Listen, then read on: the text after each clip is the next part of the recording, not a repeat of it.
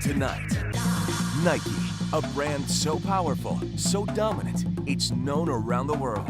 Yeah, do it! 13,000 products, 16 billion in sales, and some of the most famous faces on the planet.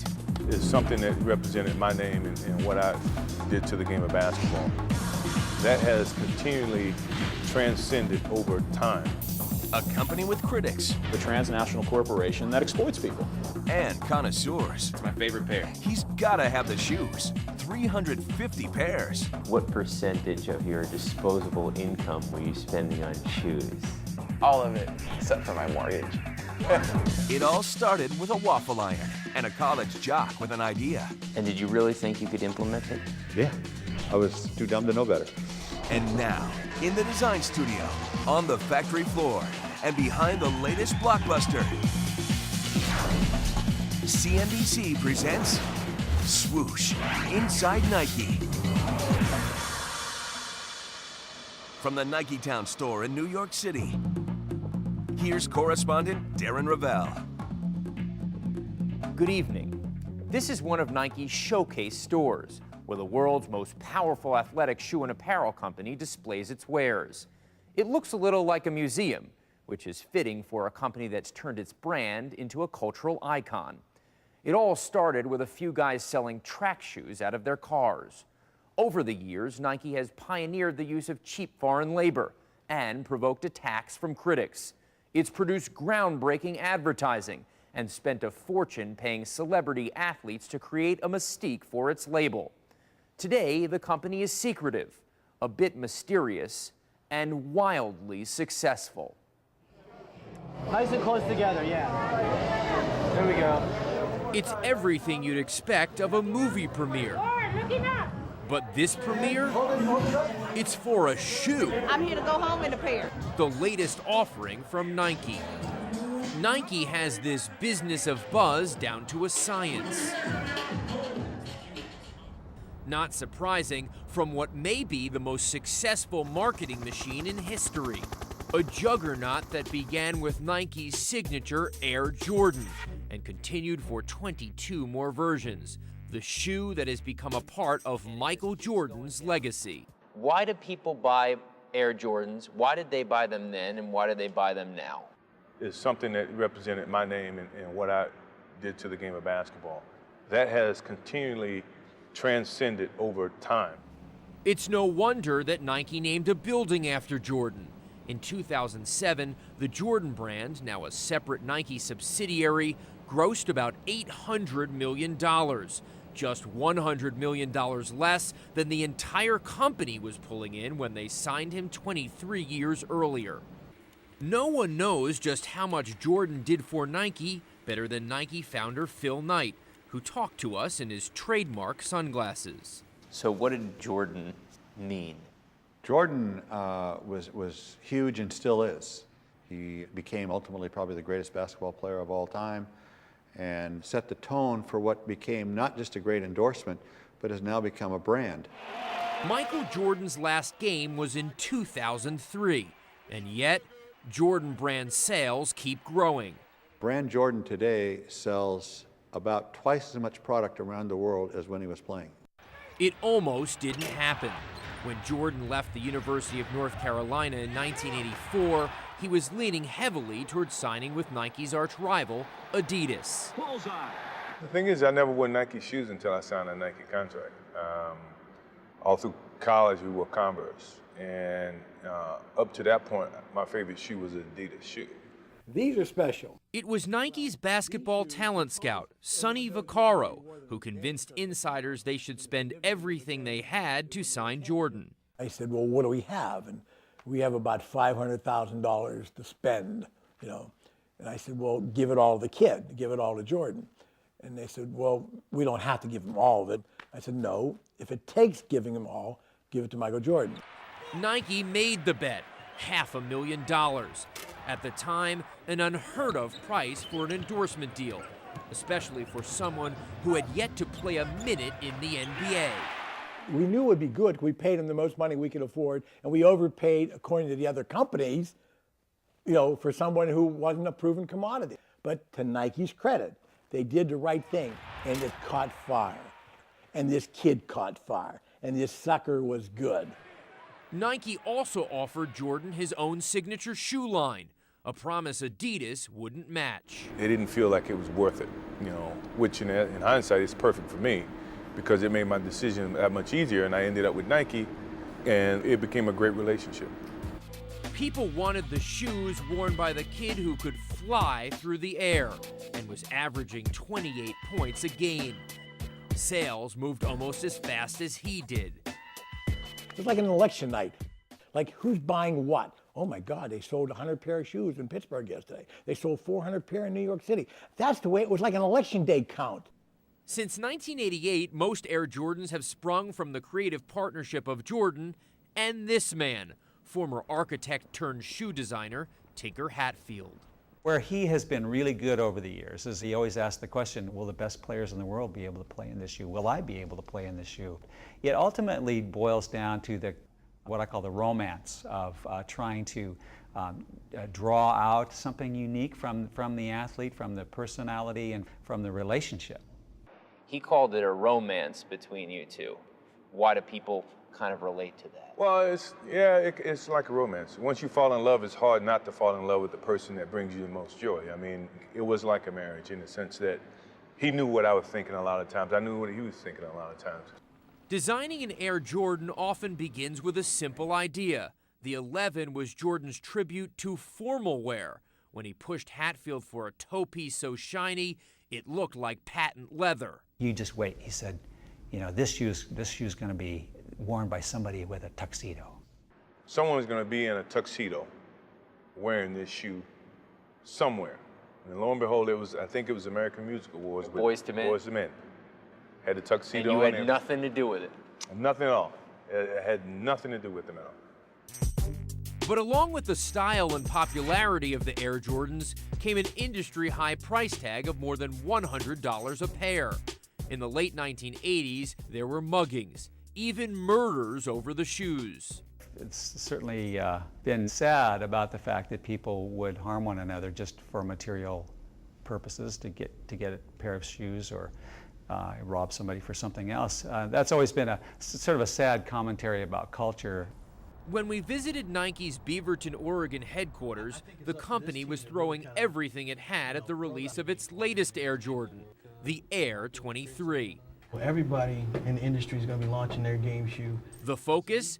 The NBA All-Star Game in New Orleans. So then maybe at halftime comes, maybe we take all of our guys and we put them in the actual Air Jordan 23. There it is. Hatfield gave us an advance look. And I see a fingerprint. That's Michael's thumbprint, slightly modified so that no one could actually use his thumbprint for anything. Ooh, that's smart by you. Okay, what do we have here? We were inspired by fine craftsmanship in Italy and in France, and we really wanted this shoe to be the ultimate in The whole hand-sewn idea? Hand-sewn. We're using earth-friendly materials and removing a lot of adhesives from the shoe so that it's actually held together more by the stitching than it is by glue. Personally, I think it's the most beautiful product that I've ever worked on. This was the scene outside a New York City shoe store in 25-degree weather. Customers eagerly awaiting the new sneaker's limited release. Some had been in line for 5 days. If you want to get your hands on them, that's what you got to do. So how long can this go on? How long can Jordan and Nike continue to create the most successful shoes in all of sports? I look forward to it lasting another 23 years. Jordan 46 is going to be great. Could be. Could be.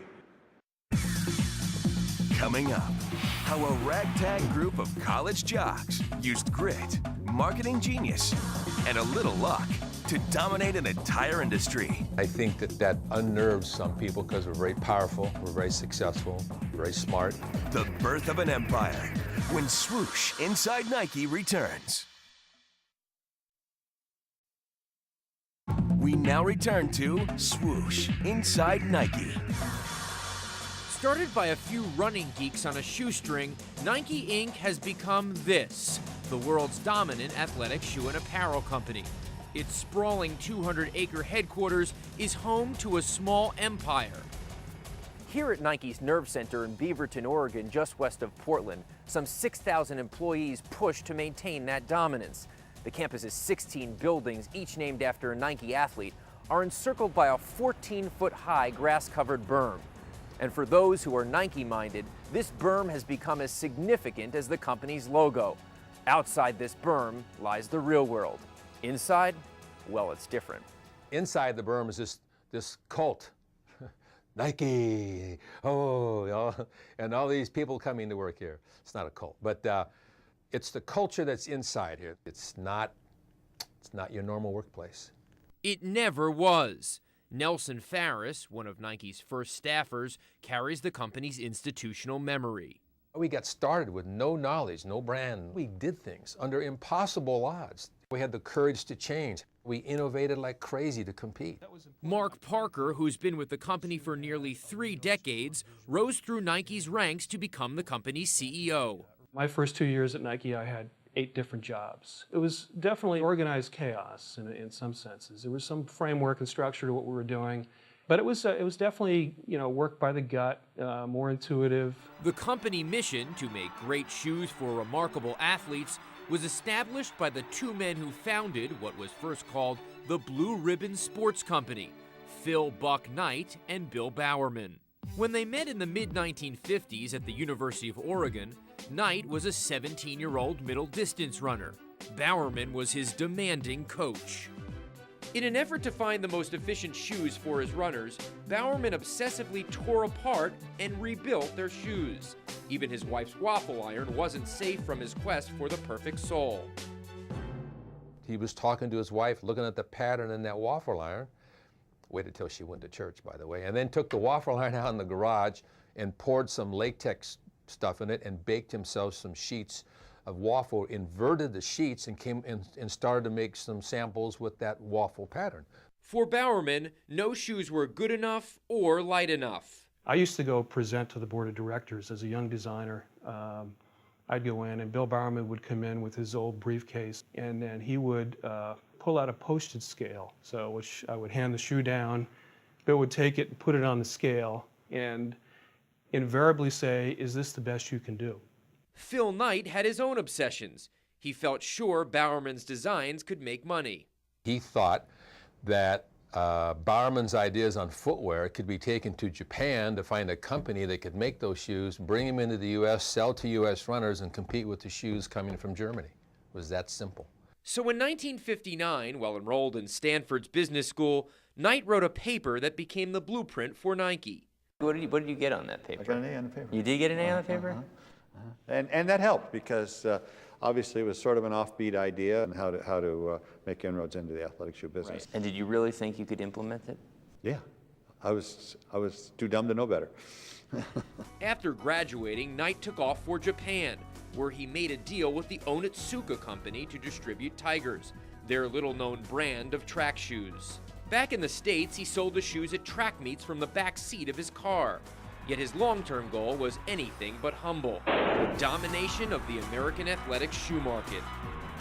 In 1972, Knight and his team committed to debuting a new line, but they had no name and no logo. An employee came up with the name in the most unlikely of ways. He literally woke up in the morning and sat up in bed and blurted out the name Nike.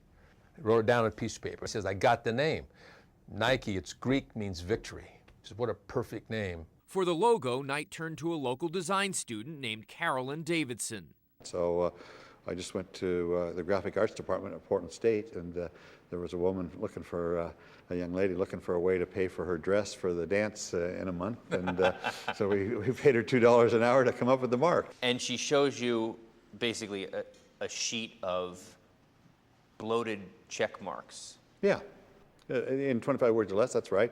That she had several renditions of what ultimately became the swoosh, and we kept saying narrow it here, narrow it there, change it there, and well, I guess 17 and a half hours later we had it. The price Knight paid for the iconic logo?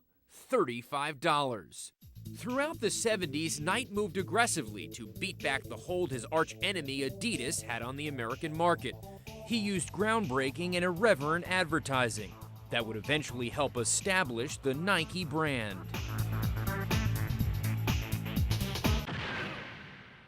Knight also tapped a roster of superstars, none more famous than a kid from the University of North Carolina. And not long after Michael Jordan came on board, Nike overtook Adidas to become the #1 athletic shoe company in America. Phil Knight's dream had become a reality. Today, with annual sales of more than $16 billion, the company is stronger than ever. Nike owns more than a third of the world's athletic shoe business, soundly topping its closest competitor, Adidas. And with $600 million in sales, upstart Under Armour has made Nike sweat, but only a little.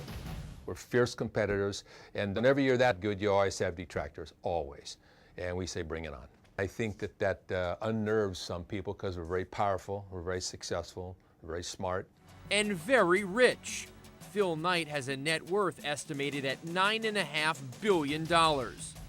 Nike now sells nearly 13,000 different products, made by 750,000 factory workers around the world. The company is staking its future on the global marketplace. Nearly half of its sales come from beyond the border. Soccer alone bringing in $1.5 billion a year. But with Nike's tremendous size and success comes the danger of complacency. How does Nike stay hungry now that it's in what some people will say the best position of its life? Well, it's a very, very competitive business, and every 6 months is a new life. And if you're not a little bit nervous about the next 6 months, you don't know what's going on. And I think we've had enough people around here that have spent their lives in this business that they know what it is to have a bad 6 months or a bad year or a bad couple of years, and we don't want those again. So they'll keep reminding people, and if they won't, I will. Coming up, when it comes to advertising, Nike makes it look easy. But this trick wasn't in the script. We're having some downtime. The director saw it as on his way to the bathroom. And he sees it and says, can you do that on camera? I said, yeah, sure, whatever. Going for the green when Swoosh Inside Nike returns. We now return to Swoosh Inside Nike.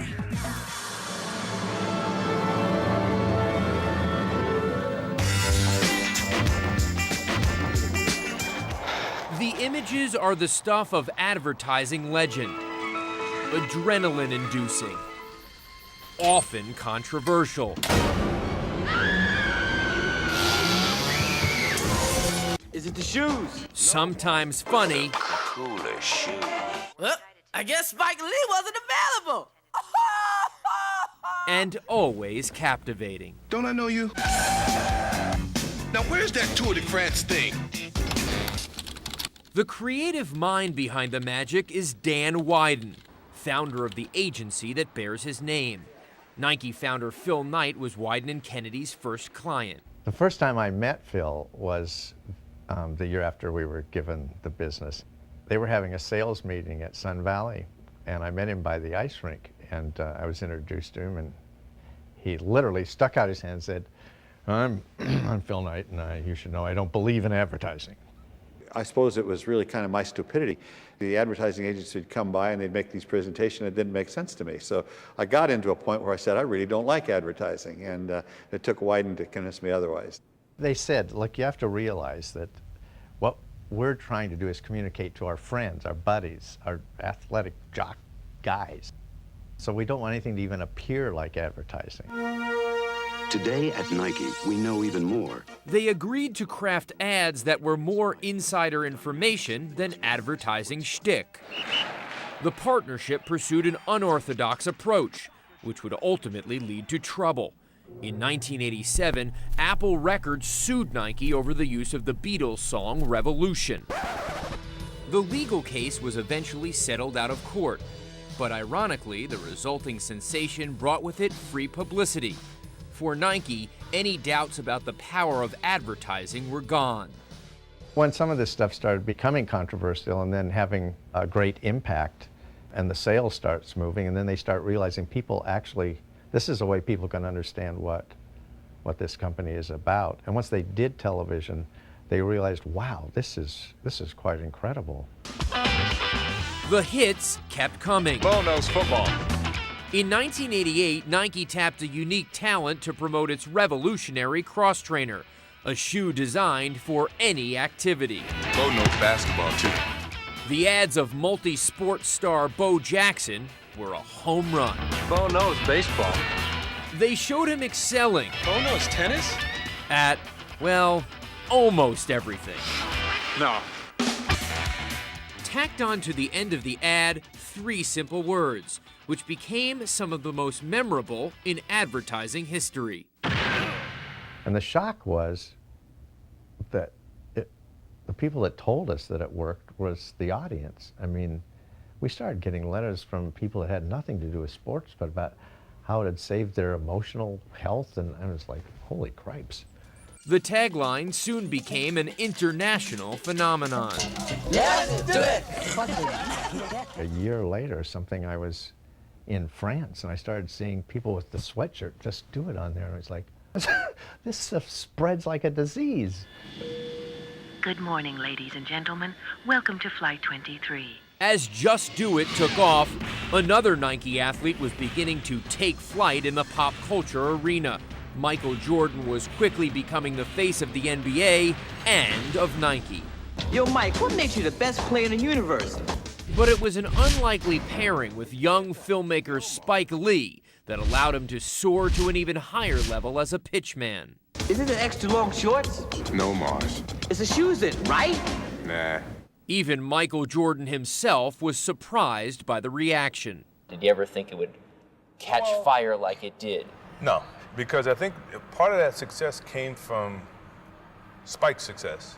You know, he came on with his admiration for our shoes. And it didn't take away from what I was doing on the basketball court. If anything, it added to that, and it carried it into something that was totally away from basketball, which gave it new legs. With Jordan driving sales, Nike signed off on an idea presented by another hoop star, Charles Barkley. The result, an ad that was more social statement than product pitch. I am not a role model. Parents should be role models. The ad set off a firestorm. It's the greatest thing I've done in my career. It started a national debate on what a role model is. I don't want jocks to be role models because these kids aren't going to play in the NBA or the NFL. We need, especially the black kids, to think about being doctors, lawyers, engineers, teachers, firemen, and policemen. And that's why I made the commercial. While most commercials were carefully designed to deliver a message, some of the best stemmed from spur-of-the-moment inspiration. Tiger Woods described one happy accident. We were having some downtime, and I was doing a clinic, basically, for everyone there, just to entertain them, a bunch of extras. And I was doing a spot where I was just bouncing the ball up, and I was just whacking like baseball, because I grew up playing baseball. Well, the director saw it. I was on his way to the bathroom. And he sees it and says, can you do that on camera? I said, yeah, sure, whatever. I said, I want to write it, direct it, produce it. In 2003, Nike signed LeBron James, who grew up watching Nike ads. You believed if you had a pair of Air Jordans that you could fly.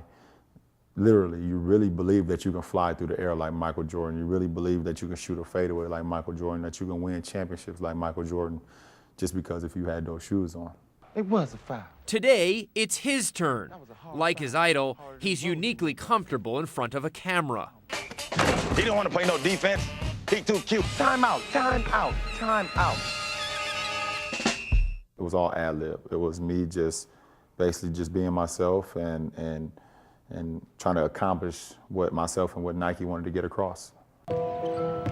With television audiences growing smaller, these days Nike is taking its advertising online, where the company is building communities to promote its products.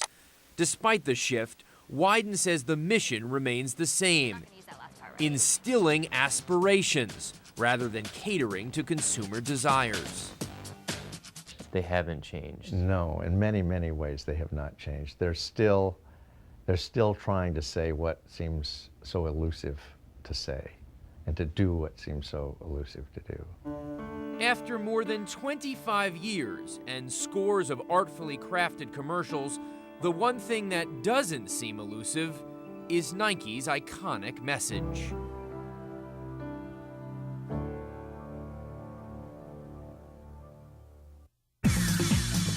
Coming up, when harsh factory conditions made the headlines a decade ago, Nike's reputation took a hit. A trip to Vietnam to see what's changed and what hasn't. The 10,000 workers are willing to walk off the job shows that there are some serious issues in that factory. Labor pains when Swoosh Inside Nike returns. We now return to Swoosh Inside Nike. Everyone, it seems, says yes to Nike. Consumers want to buy the brand, athletes line up to endorse it. But what happens if you take on one of the most powerful companies on the planet? In 1998, a man named James Keady found out. Keady was a Catholic theology student and assistant varsity soccer coach at St. John's University. The school had a multi-million-dollar endorsement deal with Nike. The team would get free gear, and Nike would get advertising. A sweet deal. But then, Keady began to look into the way Nike treated its workers. What I found was, in doing this research, if you wanted to find a company that completely violated everything that Catholic social teaching is about, Nike's the perfect case study. Appalled by what he called abusive labor practices, Keady refused to wear the swoosh. Nobody talked to me about advertising for a transnational corporation that exploits people. It proved to be a career decision. Keady says he was forced to resign as coach, which only pushed him to delve deeper. I went to go live with Nike factory workers in a slum outside of Jakarta, Indonesia. Yesterday we lived on the basic wage of the workers. And trying to survive on their spending power, which at the time was $1.25 a day. And in doing that, and trying to live like a Nike factory worker, I lost 25 pounds in 1 month. As Keady and other activists began to trumpet their findings, the company found itself in the middle of a public relations disaster. Nike became synonymous with sweatshops. Founder Phil Knight acknowledged the debacle when he addressed the National Press Club that same year. The Nike product has become synonymous with slave wages, forced overtime, and arbitrary abuse. Humiliated by a stain on its corporate image, Nike turned the crisis into an opportunity and vowed to improve its factories. The company now employs a staff of more than 100 to monitor conditions at almost 700 plants in 52 countries and makes their findings public. Our immediate reaction was, which was really kind of my fault more than anybody else, was really sort of defensive. They said they're not bad factories, da-da-da-da-da.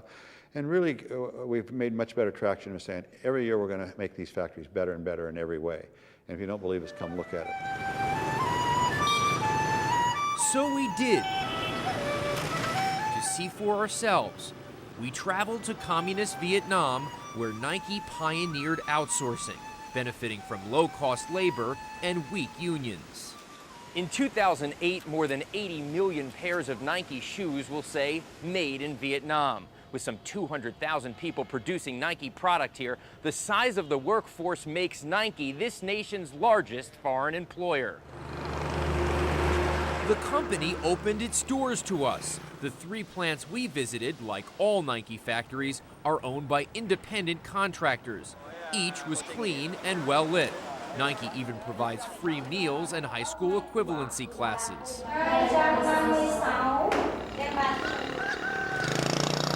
The company eagerly introduced us to one of its workers, Jin Gwyn.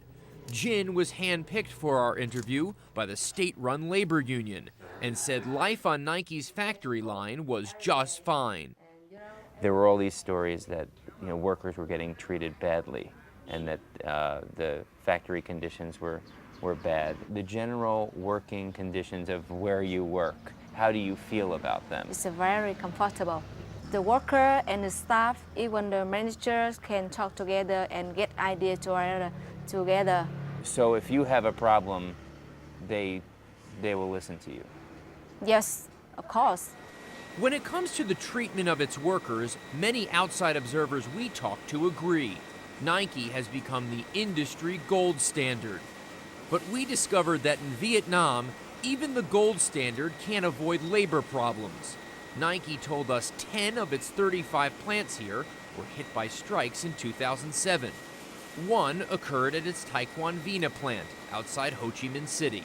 that 10,000 workers are willing to walk off the job shows that there are some serious issues in that factory. Dara O'Rourke is a UC Berkeley professor of labor and environmental policy. He has studied Nike's labor conditions for the past decade. Nike has not solved all of the issues in its factories. They need to take seriously these issues about worker pay, hours of work, working conditions. We tracked down some of those Taekwondo workers who had gone out on strike. They asked us to disguise their identities for fear of retribution from factory bosses. Through an interpreter, these workers told us they make barely enough to live. This can't possibly be enough. Not talking about my family, just supporting myself. There is no leftover, no surplus, just enough to live. In a one-room apartment, home to a couple and their baby, the workers also complained of forced overtime and verbal abuse from their bosses. If you don't do it right, you get cursed at. They yell really loud, and the workers feel humiliated with people around them. They yell really loud, and it makes you feel ashamed. We told the women we were in contact with Nike chairman Phil Knight. They had a message for him. You guys tell him that we need him to pay a little more attention to the workers so that we have the spirit to work. Instead of putting their plea to Phil Knight, we put it to Hannah Jones, Nike's vice president of corporate responsibility. One of the workers told us this: please tell Nike that we are asking for is more respect and consideration. How do you give a person doing this job more respect and consideration? What we need to shift is this old school mentality that the worker is a commodity. And what we need to do is make sure that people understand that the worker is at the heart of the value proposition of any factory. Nike denies that it forces overtime in the Taekwondo plant and says it's working hard to put an end to cases of verbal harassment. Seems like there's always the concern for them about the humiliation, sometimes the screaming. The broader issue of worker harassment, and particularly verbal harassment, has definitely been an issue that we've done a lot of work on and that we continue to work on. One of the big targets includes how do you really build the worker to feel empowered and to feel in a safe place in a workplace. But the biggest issue remains. For an $80 shoe, Nike pays the factory about $20. 10% of that, $2, goes to the workers. That's the going rate throughout the third world, and the workers here say it's not enough. We unfortunately don't think there's a magic wand here. We don't think there's, anything that you can suddenly do overnight, like flipping the switch and artificially hiking wages in factories. Instead, Jones says Nike's practice is to offer a salary determined by the free market. It's my responsibility to ensure that the worker is paid a competitive wage. But in a communist country where workers have little freedom to negotiate salaries, a truly competitive wage may be hard to come by. And that's not the only problem. Their wages can't keep up with rampant inflation. The cost of gas and food here has made it hard for the average factory worker to make ends meet. Double-digit inflation is hitting Vietnam hard. Rice increased in price, meat and fish increased in price, everything increased in price. The shrinking value of Vietnam's currency is one reason Nike's not alone in facing labor unrest. There were some 400 strikes throughout Vietnam in 2007. While Nike may indeed be the gold standard, like thousands of other companies, it continues to wrestle with fundamental questions. What are workers owed? And how do you make sure they get it? I don't think anyone has written the book on how you run an equitable, just global supply chain. Do you ever finish? I don't think there's a finish line. We say that in Nike all the time. I don't think so. I don't think you do. Coming up, would you pay $1,500 for a pair of sneakers? Some people think you're crazy. Some people think all these sneakerheads are crazy. It's a shoe. I express myself with the way I dress. It's just personal preference, I guess, as far as art. Meet the sneakerheads when Swoosh Inside Nike continues. We now return to Swoosh Inside Nike. Not so long ago, skateboarding was the refuge of defiant teenage renegades. Barely considered a sport, it was raw, edgy, and dangerous. A counterculture that was ignored by industry, and skate enthusiasts wanted nothing to do with big corporations like Nike. But in the early 90s, the wheels began to turn. Skateboarding emerged from the underground and went mainstream. Businesses once wary of skateboarders began fighting for their dollars, and Nike was no exception. To old-school purists like Steve Birdo Geisinger, it was an affront. Why does Nike not deserve to be in the skate industry? They're not skateboarders. And being in the skateboard industry for so long and seeing it grew from a passion. The American dream, in my eyes, is making a living doing something you love, not necessarily the game of Monopoly. It's a good luck board. In its fight to keep skate pure, Birdo's company, Consolidated Skateboards, made a play on Nike's famous Just Do It slogan. We ran an informational campaign called the Don't Do It campaign, educating skateboarders on what we felt the dangers were going to be by legitimizing them in the industry.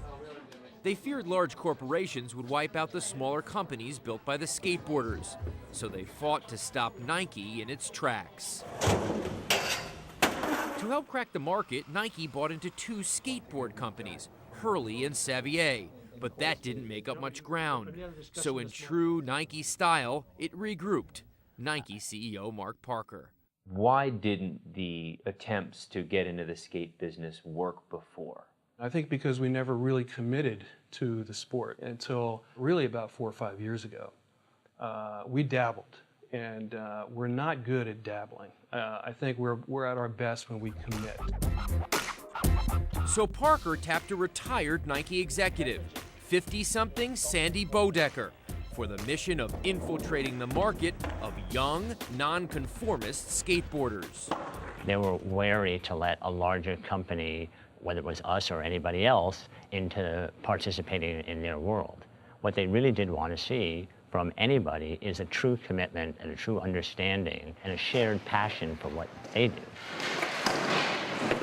In 2001, with Bodecker at the helm, they created a new division aiming at the heart of the skateboard community, the skate shops. Can I get this in at 9.5? Most of core skateboarding is done with individual stores, and they live and die by the people that come into their stores. So our commitment to them was that the only place that you could get Nike skateboarding product was going to be in their doors. In 2003, they introduced their skateboard line, Nike SB. They redesigned the Dunk, a basketball shoe already hot in the skater world. With a little more padding in critical areas, the Dunk was ready to ride. Using a familiar tactic from a generation ago, when Nike tapped a promising rookie named Michael Jordan to sell their basketball shoes, it pinned its hopes on an untested 19-year-old rookie. Paul Rodriguez Jr., skate name, P-Rod. A professional freestyle street skater with a goofy stance and an incredible switch front heel flip. Coming from a skateboarder, you know, you go to a company and they just have like a warehouse and a little office. But Nike is just so next level. I was walking onto a campus, like a UCLA-sized campus, and they took me on the whole tour, showed me all the departments, and I was hooked. I was stoked. Were you concerned of people saying, oh, he's a sellout, he went to the big Nike? To an extent, but I don't try to worry about what other people say. I try to worry about how I feel about the situation. If I don't feel right about it, then I'll worry about it. With P-Rod's input, like automatically these feel like I can just start skating them. And his face and name on a new SB sneaker. Hell yeah, I love you. Yeah, I love you back. What's up, man? How you doing? The swoosh was on a roll. So what do you think about your shoes? I love them. I like the way they look and I like the way they skate. And it works good and looks good. The skateboard shoes looked so good, they caught the eye of people outside the skate parks, like the What the Dunk shoe. S-N-E-A-K-E-R. Coveted by sneaker collectors, known as sneakerheads. a devoted band of fashionistas with a shoe fetish that could make Imelda Marcos blush. Yup, S-N-E-A-K-E-R-H-E. Like Chicago salon owner Melo Rosario, who spends a significant cut of his income on sneakers, $1,000 to $2,000 a month. At the height of your craze, what percentage of your disposable income were you spending on shoes? All of it, except for my mortgage. Here it is. Here's the room. Wow. His bedroom became a closet, his collection an obsession. The PlayStation. The thrill of the hunt for the most unusual sneakers. What you got new? What you got new, man? Actually, we just got some of that. With more than 350 pairs of Nikes in his collection, Those are hot. Yeah, it's pretty sick. Melo wears every one. And when they aren't on his feet or at home, they're on display at his salon. Some people think you're crazy. Some people think all these sneakerheads are crazy. It's a shoe.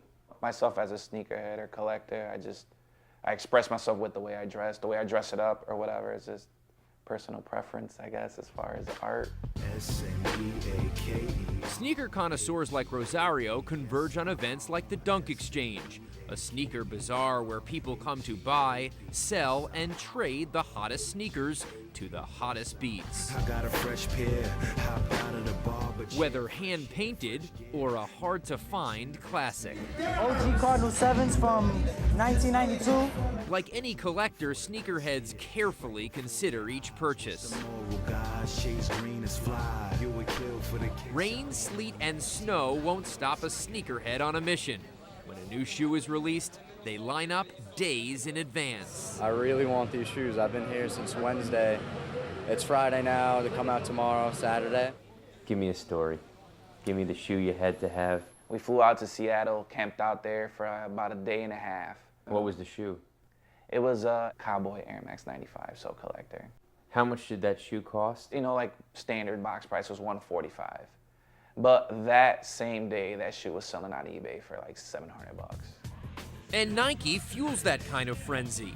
In 2007, they released more than 300 limited edition styles, selling for up to $145. But their resale value is even higher. Nice. How about $1,500 for this pair of laser-designed premium Air Force Ones? A shoe so hot, its designer has a cult following. His name, Mark Smith. How has the idea of limited edition sneakers changed the world that Nike's in? Limited edition sneakers offers the opportunity to kind of delve into areas of the population that we normally wouldn't have had access to before.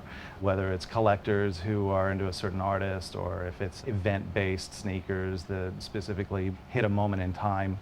Smith is famous for his laser work and was the first to bring this intricate design to the sneaker canvas. Well, this was the first laser product that we put together. It was an Air Force One, and it was in 2003, and we like to say we barely scratched the surface on this one. As stylish as their sneakers are, Nike maintains the most important measure of a shoe's design is how it performs for the athlete, playing basketball, running, or skateboarding. And CEO Mark Parker says, we ain't seen nothing yet. People used to ask me, what more can you do with shoes that hasn't already been done? Here I am 27, 28 years later, and I see more potential for innovation and product than ever before.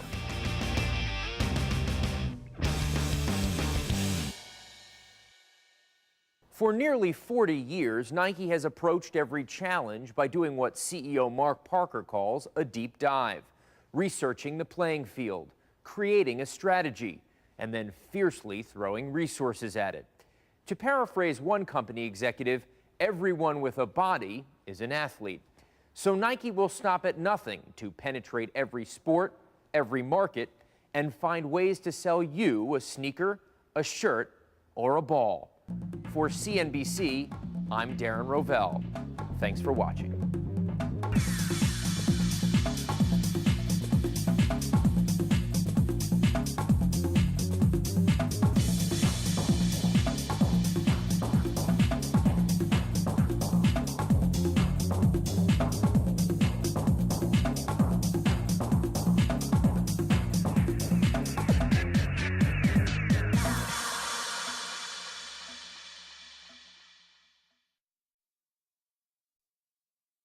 in the beginning, it could have been Adidas, not Nike.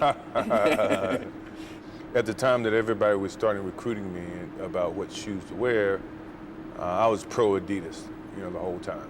And then once I went through the presentation with Nike, they really made a grave effort of trying to, have my input on the shoes, design any shoes that I wanted to wear. They gave me a chance to, more or less design my own shoe. They taught me at the same time to understand what the whole business is about. And if you didn't go with Nike and Adidas got you, how would that change both you and how would that change Adidas and Nike? Well, it's hard to say that what if should never be in the dictionary because you never see the flip side of that. I think the thing that would have been consistent would have been that my play would have dictated, everything off the court. I don't think the shoes would have changed my whole outlook in terms of how I played the game. But I think I could have enhanced the shoe as in terms of how it would have been marketed. So I mean, would the brand still be as strong if it was an Adidas brand? We'll never know. Because a lot of it transcended what was happening on the basketball court to the marketing aspect. All my other marketing, from McDonald's to Coke, all that came in, behind all the way I was playing the game of basketball. So Adidas could have pulled off all that as much as Nike. So I don't know. But the good thing about it is I'm happy where I am. I'm happy with the relationship. I'm happy everything worked out for the best. Tinker and you started this idea of a collaboration with the Jordan 3 especially. Right, sure. 2 great stories he gave us. He gave us the Jordan 10 story. Oh my gosh. He thinks you're not interested. Baseball's done. Oh, Phil Knight says, it's been a great run, 10 years of Jordan shoes. He does the whole shoe, brings it to you. What do you say? No.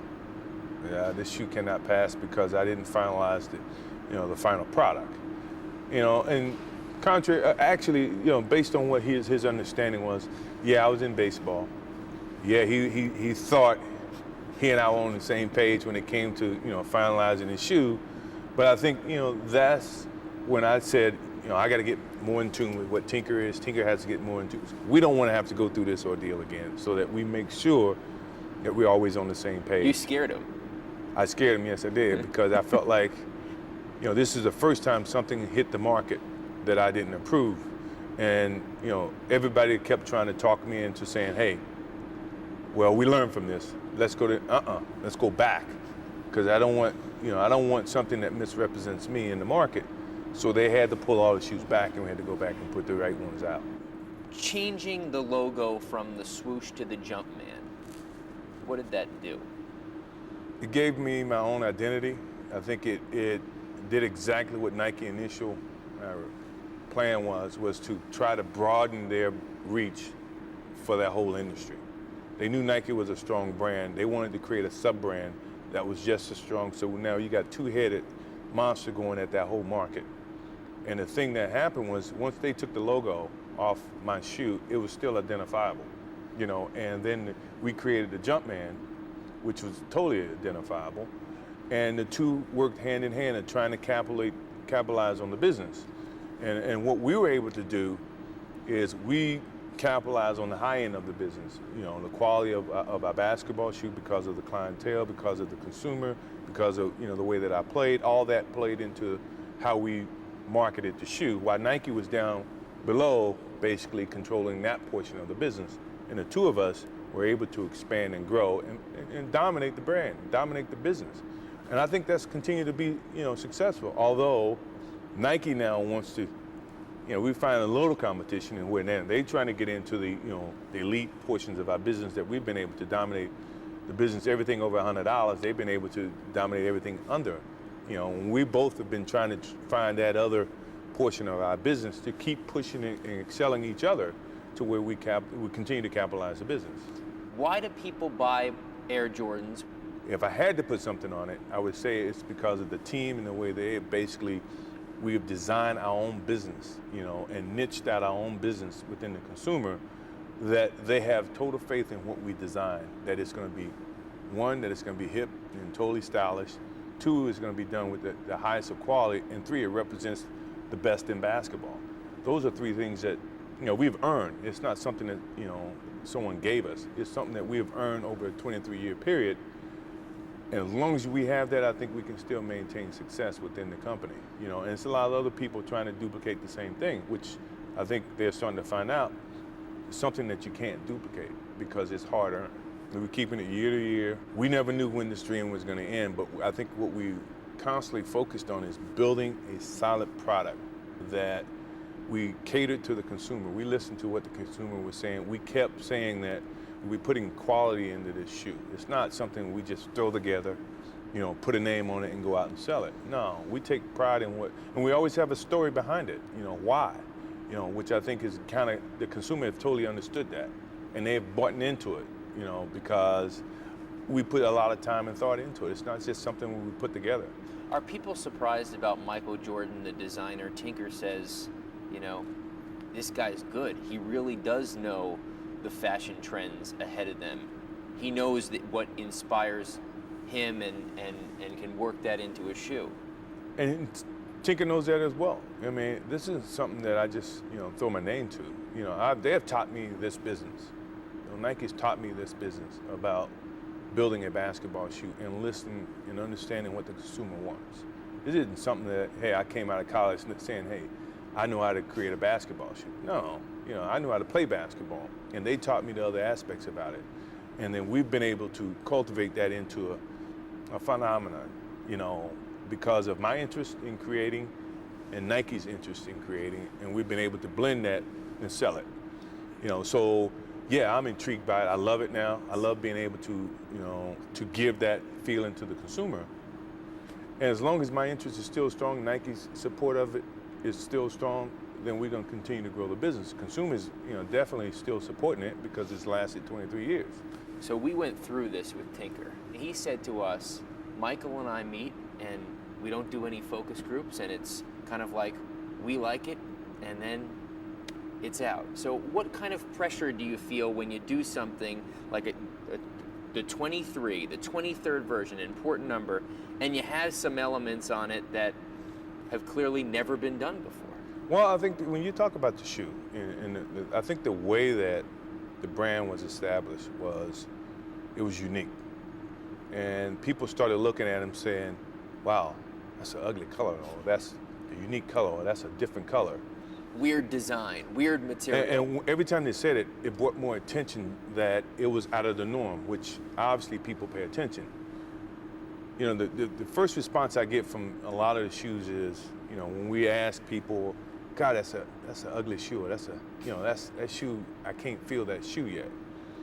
Which to us saying, okay, it's different than what they normally see. And it begins to grow on an individual. It begins to grow with that person. And then next thing you know, it becomes such a unique product that people got to have it. When you sit there and tell me, well, God, this tail, what, you know. What is that?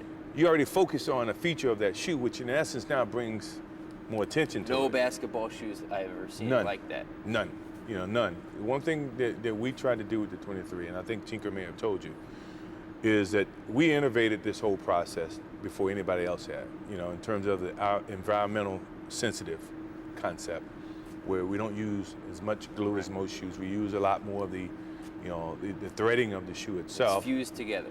Fused together, and that is innovative within itself. We try to tell a story that, you know, at least we are very concerned about a lot of things happening within society, but yet it doesn't take away from the structure of the shoe. One of my biggest concerns, and Tinker probably told you, is that no matter what we decide to do to this shoe, it has to be functional to what a basketball player will utilize it for. If it's not, then it becomes a gimmick. Even though there are, you know, studies that say that 70% of people who are buying basketball shoes might not wear it for basketball. That's good. Still got to be. But the 30% is, you know, when we think about it, those are our true blue customers. Those are the guys who understand what basketball shoe technology means. You know, if I'm gonna take this shoe, I'm not gonna put the shoe on just because it looked good. Yeah, that may have something to do with it, but it has to be functional. And if it's not functional, then we haven't done our job. You know, now we join the rest of the masses in terms of creating a shoe just for someone to look at. No, that's not what we're about. We want to do both. I think we have done both. That's why we have lasted so long. What do you think about the collector? I mean, there are lines when the retros, the Spizikes, all these different versions come out. We want to build a product like that, that people treasure that product in the same manner. Although, you still got your guys here who want to play in the shoe because of what it means and what it represents in the functionality of the shoe. But for collectors to look at this product and now they want to collect it instead of wear it, I mean, that's a precious feeling. I mean, that's something that we have to feel proud about, that we built this product that people feel so good about and hold high esteem for that they won't even put them on their feet. To me, that's when we feel like we got a accomplished product. So Tiger, we're talking about the hacky sack, and what was the reaction that you heard? I mean, some people would say, "Oh, come on, that's made up. They did that with computers." And what kind of reaction was it from that? I've heard everything. Whether it was computer generated, like you said, or it didn't really happen at all.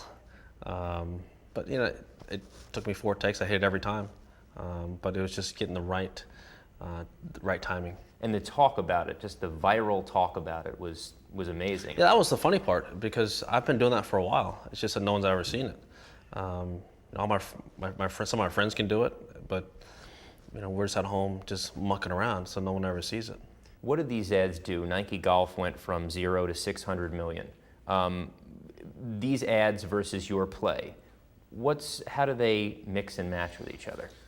Well, I think it's been a nice dichotomy, because it's been so different, so broad in spectrum, from seriousness of on-course performance to some levity with some poking fun at myself with the hacky sack spot where I was missing it all the time, and you had to have a balance. And I think that's what people have enjoyed about the spots over the years, is that we're not afraid to poke fun at ourselves, and also be innovative along the way. And that's one of the things that Nike as a brand in general has done across the board. You've made yourself part of Nike. Nike is part of you. You come together. Even when you're doing someone else's ad, you got the Nike branding. Mm-hmm. Whose idea was that, and why does that work for you and Nike? Well, it all started with Nike. I mean, that's they gave me an opportunity to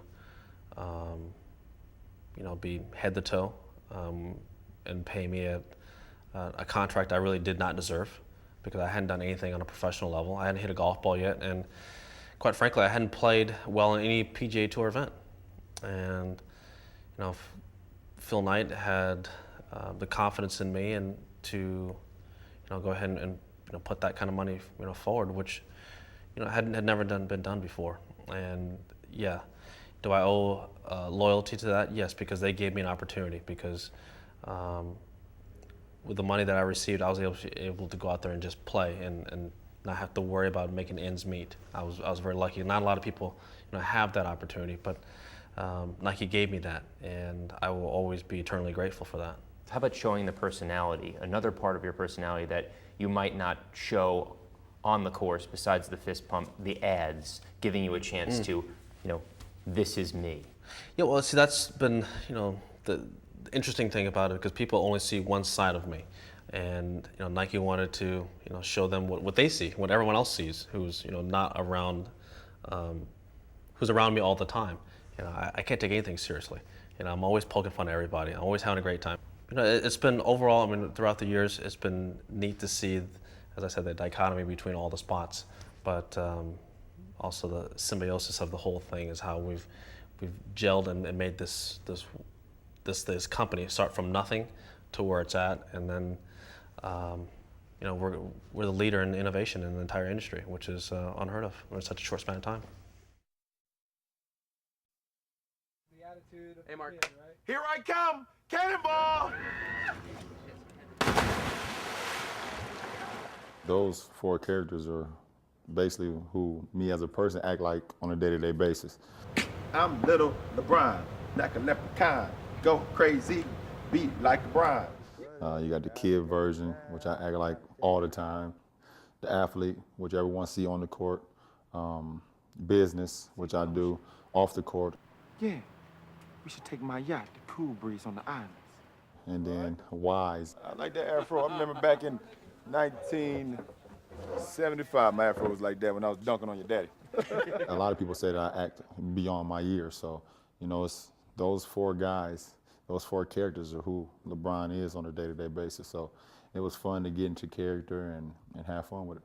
I like playing business LeBron because he gets to be real smooth and real elegant and real mean at times if he wants to be towards people. I think it was very time consuming, but when you're on set and you're having fun doing the LeBrons, it doesn't feel too bad because the after effect. Once it comes on TV, how it's going to look towards all the hard work that I put into it and what Nike did. So it was fun. It was a lot of time. It was hot some places we were. It was cold some places we were. But at the end of the day, it was excellent. I don't believe in pressure. I've never believed in pressure. Me doing what I do has put me in a position where I can succeed. If I wasn't who LeBron James is, it wouldn't be cameras everywhere I go. It wouldn't be magazine cover shoots. It wouldn't be endorsements if I wasn't who I am as a person. So I create everything. So, it's like, why should I put pressure on myself when I know that I can accomplish these things? So, it's no burden for me or no pressure. I don't believe in it. I think we've gotten great responses from kids with my shoe. We at year 5 now with the LeBron 5s, and every summer when we start to prepare for the next shoe, it's like a dream come true for me once again, because I've always dreamed of having my face or having my name on a pair of shoes where kids can wear them and believe that they can possibly do some of the things that I'm able to do on the court. The shoe, first of all, has to look good, for one, because when I was a kid, I'm not putting on a pair of shoes that don't look good, because I believe when I look good, I play good. And comfort. I think, you want the shoes to feel good too when you're out there and you're playing the game of basketball. Either you're indoors or you're outdoors. You want them to be comfortable. I think up to this point, with Nike and with me, it's not an endorsement deal like it was when we first inked the deal. It's more of a partnership now. I think Nike respects what I want and I respect what Nike wants. It's almost like a big family for us there. We have ideas that we take to Nike. Nike have ideas that they bring them to my group, and we always come up with something great. It's never a position where they say, we want you to do this, and no matter what you say, you're going to do it. And it's never a time where I say, I want to do this, and they say they don't want to do it. It's not like that. I think it's turned into a family-oriented and a partnership where we both can come together to a great mind and make things happen. So I think everything is going in the right direction. There's nothing that I can think about right now that can say, I want this to happen. For me, at the end of the day, it was what shoes did I want to wear? My whole life, I grew up wearing Nikes. Anytime it was time to go to the store with my mother and it was time to get a new pair of shoes, I would pick Nikes. And when it was time to do it, I just finally realized at the end of the day, it's not about money. You're gonna create revenue. You're gonna do that. What shoes do you want to be in for the rest of your life? And that was a simple question for me and a simple answer. My mother always told me that if you always want to be better than your idol.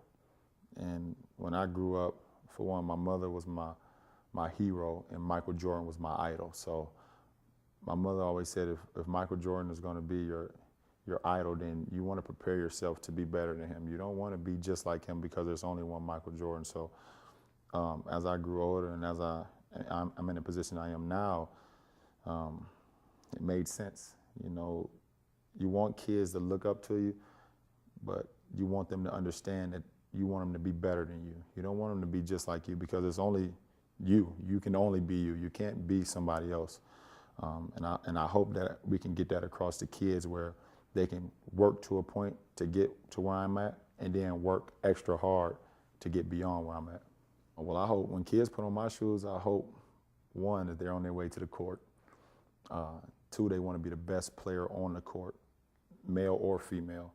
You want to be the best player on that court at that time. So, that means you want to maximize your potential while you're out on that court. And three, I hope it inspire them to every day. They put those shoes on. They want to go to the court every day and be the best player and the best person they can be. Jeff Johnson's line is that at the beginning of Nike, it was a bunch of hardcore unemployables. People who, you know, if there was an HR firm hiring these people, they never would have made it. Tell me who you were looking for and why it worked. Well, the only trouble with Jeff Johnson's quote is that it was true. That, you know, obviously we were looking for the best people we could get, but we didn't have any money. So there was a kind of a problem between those two things. So we were looking for guys really that wanted to do something a little different and wanted to do it bad enough that, you know, they would sacrifice what they could get from other places, because we weren't paying market by any means. But we could pay them a little bit, and if they wanted to come good enough, why, we could find a place for them. And in a way, they weren't really executives. They were athletes themselves, people closer to the ground than other firms might have had. It was really a mix. I mean, because I can think of a lot of guys that contributed a lot that weren't athletic at all. But for the most part, they came off the running track. We started with running shoes, and Jeff Johnson's been a runner at Stanford, and I'd been a runner at Oregon. And that was a common thread through a lot of us. But, you know, we had some guys, we had, I think, in the first 7 or 8 years, you know, 3 of our top 10 executives weighed over 300 pounds, which isn't anything we're particularly proud of. But they were intense, hardworking guys that really wanted to achieve, and that was kind of the common thread. How about the Nike name? Mm-hmm. You wanted another name. Well, want isn't really the right word. It was a question where, you know, I'm always reminded about when they asked John Kennedy, how did you become a hero? He said, it was easy, they sank my boat. And basically we had one source of supply, and the supply got cut off. And so we said, we're going to do it again under our name. What's our name? And we had 45 employees, and we said, well, you know, I think it was Ford Motor Company that paid $2 million for the Maverick name or something. We didn't have $2 million, so we just said, everybody throw a name in a hat, we'll pick one.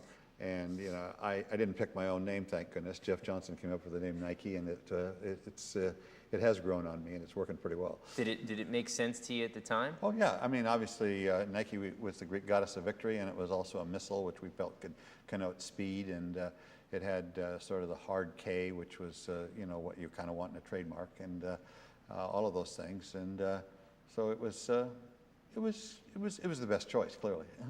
Athletes like Prefontaine and the athletes that came after, how important has that been to the company and the ideal that the consumer kind of dreams up when they purchase the product? Well, I think obviously it's very important. We've always put a lot of stake in that, and I would add that it's probably most important to the people that work here.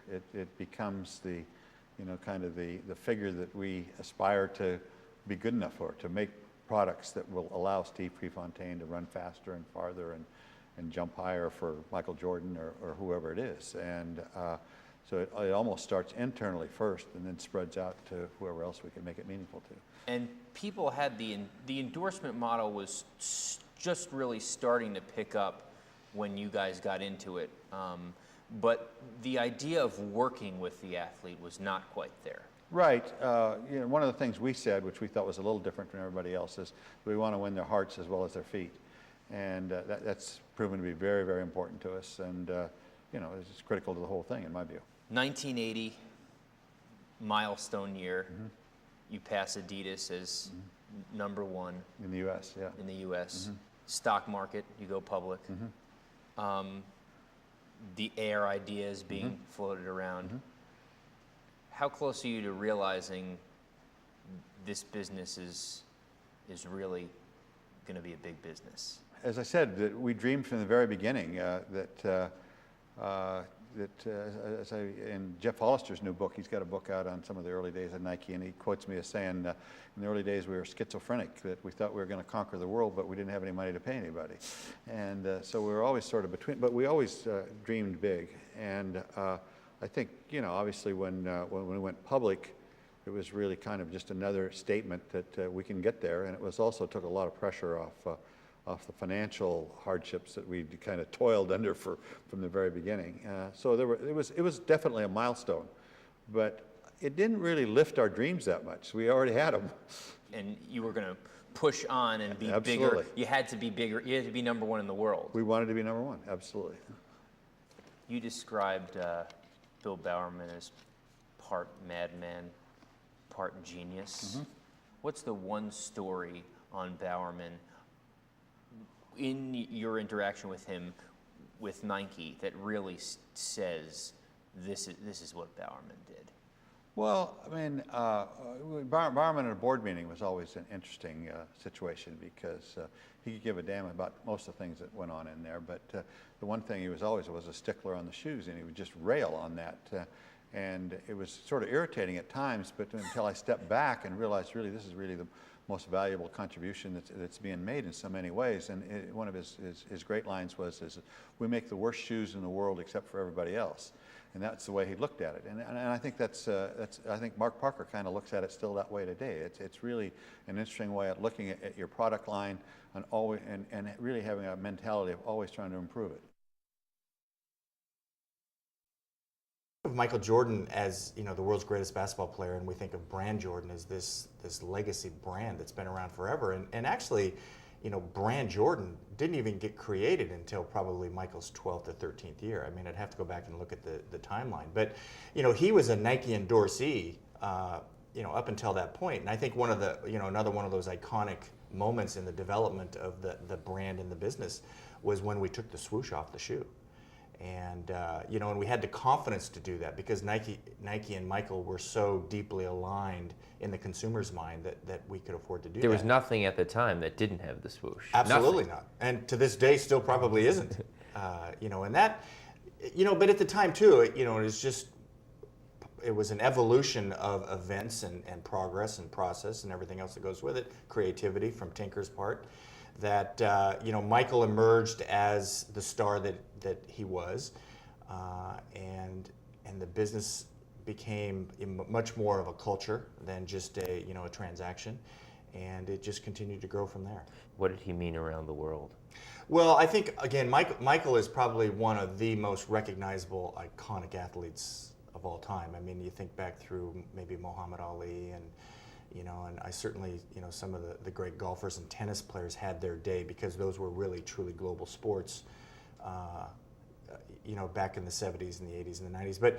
But for me, Michael, you know, I'll never forget the night we opened Nike Town London, and Michael came over, and, you know, we had some of arguably the biggest footballers, the soccer players in Europe at the opening. This is early 90s? This was 1998. Oh. And I've never seen so many world-class stars act like little kids around Michael Jordan. It was a ton of fun. And of course, he really enjoys it because he's very interested in the athletes themselves as well. And you know, he even today, he's in Europe. You know, he's a big motorcycle fan and you know, takes in a soccer match every once in a while. But it's great to see that interaction, and it was fun.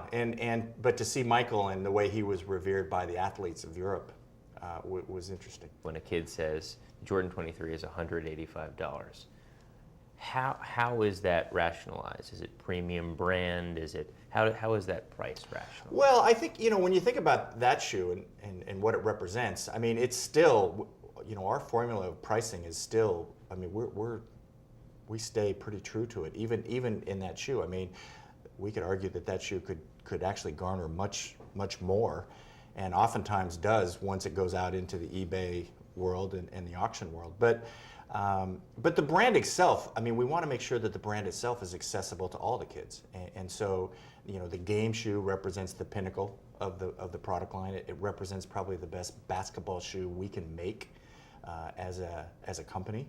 And then we build the product line off of that, and so it informs and inspires the rest of the product line as well, and the goal is obviously to make, whether it's Michael Jordan or the Nike brand, accessible to the biggest audience as possible. What's realistic on LeBron compared to Jordan? Well, I think, you know, people like to compare everybody to Michael Jordan, whether it's on the floor or you know, in the boardroom, so to speak. And you know, for LeBron, he has been fantastic. He's done everything you could have asked him or expect him to do on the floor, and he continues to learn and grow as an athlete, as an endorsee, as a business person. You know, a lot of people forget that Michael was just a basketball player for the first 10, 11, 12 years of his career. And really, his savviness today in the boardroom is all a culmination of 20 plus years of education. LeBron's learning at the same pace. And I would say that in some cases, LeBron may even be even more mature from a development standpoint because he had to come in at such a high level of pressure because of Michael Jordan. So it's been fun to watch. I wanted to ask about history. You know, what was it like when you joined the company? I always tell the story. When I joined, a friend of mine who I literally grew up with, who still works for the company, hired me. And back then, it was really a collection of people who knew each other. There wasn't, my job interview was done over lunch at a restaurant, and so I always, the first time he asked me to do this, I said, no, I've got to go get a real job. I can't be, my athletic career is over. I've always been a sports junkie, but I had the same perspective that you just said, that you've got to go out and get a job in the business world. And so he asked me about 3 times. The third time I finally, after spending one Christmas at retail, I said, okay, let's sell shoes. Maybe I could take a couple of years and have some fun, and then I'll go get a real job. And the great thing about it is I've never had to go look for one. Never had to go look for a real job. I don't think we've ever looked at our product as a commodity. We've always looked at it as something special, and that something special is really enhancing the performance of the athlete. If you listen to what gets talked about around these halls, that's most important. It's what did they say when we talked to them? What did they want? What did they need? Is it lighter? Is it better traction? Is it more supportive? Is it, and that is an ingrained part of what we do.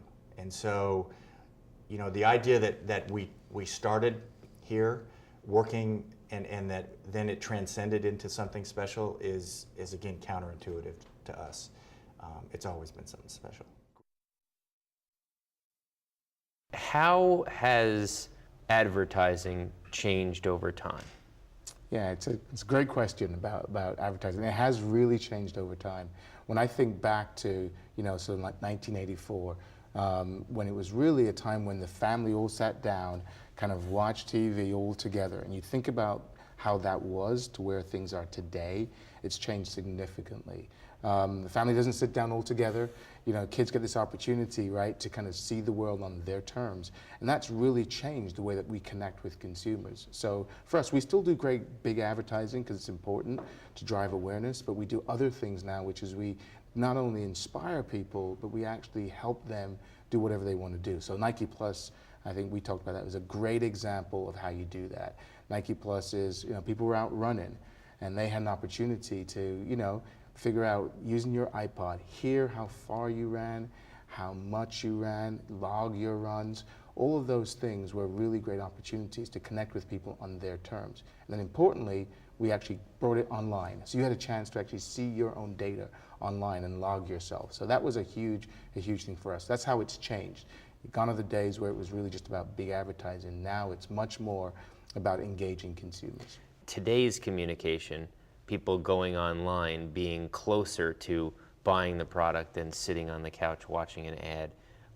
Are you closer to your consumer and to the purchase now than you were before? Yeah, I would say that we know a lot more now. And in fact, because consumers actually now get to engage back with us. You kind of think back before, we would present a really great piece of advertising, compelling piece of advertising that people all loved. And then it was like, then go to some store and try and figure it out. Today, what people do is they get the opportunity to actually then go in and say, I love that, but I actually want to see it just a bit further. So we get much closer to them. In addition, they give us feedback. Right? Now people actually write in, they send an email, and they actually give us feedback for the great advertising or the great work that we're trying to do. So we can bring them a lot closer to actually buying a particular product that they actually have a desire for. Now it's kind of like, here, by the way, take a look at this great piece of communication. So what's happened is when you create something that's really powerful and you use great athletes to tell great stories, people pass those stories on to their friends. And that is just the way that people are connected. So what we are finding is that people have turned what used to be just plain old communications into social currency, right? They've turned it as a way to tell my friend, to kind of see what I'm doing, and importantly, try this.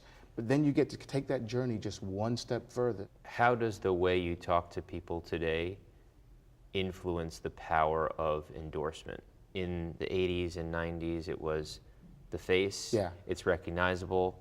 The equation is, I like that guy, he wears these shoes, I buy these shoes. The power of endorsement, has that in any way been tweaked with the way you speak to people? You know, great athletes do one thing. They always inspire people because they're about potential, right? So whether it was John McEnroe of the past or LeBron of today, they're both great athletes. They help us, guide us to create really, really great product. But what that does do, it does allow us now to take that journey just one step further. So actually, when you actually go onto many of our websites, you actually get to hear from LeBron directly as he tells you specifically about how this product has helped him. And that means that they're as powerful as they ever were, and in some respects, they're even more powerful today because I can get a more individual feeling that I'm getting from that athlete. I can know more about, you know, what that athlete is experiencing with that particular product. What do you do to find out more about the consumer? Yeah, no, we try and understand the athlete's life or the young athlete's life from different perspectives, right? Just so that you understand what they're inspired by. What music do they listen to, right? You know, what artists do they look at? What magazines do they read? You know, how, you know, if you were in their room, if you had a chance to sort of say, what posters would you put up on your wall, right? All those things give you a little insight into that personality and what that person might be using as a reference. Because for us, sport is a part of something bigger, a part of life, right? And what we are doing is we're bridging between sport and how it affects you culturally, right? The things that you might personally enjoy. So all those things give us a picture of consumers, and then we use them as sometimes reference points to bring back into the products.